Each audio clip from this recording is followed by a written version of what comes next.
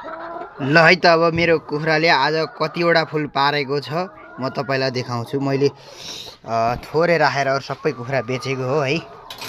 कतिवटा फुल पारेछ तपाईँलाई म देखाउँछु।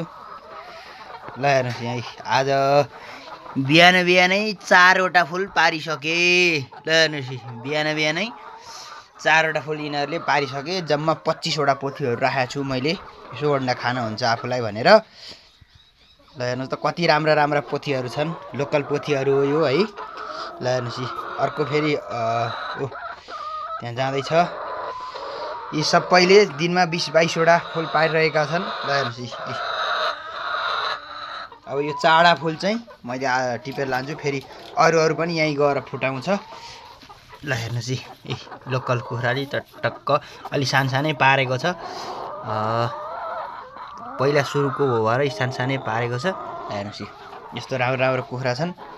25वटाले दिनमा 20-22वटा पारिरह, तर यस्तो छ। ल हेर्नुहोस् चट्ट लाएर यसरी घरमै 2-4वटा कुखुरा पाल्नुभयो भने अन्डा चाहिँ किन्न पर्दैन है साथीहरू।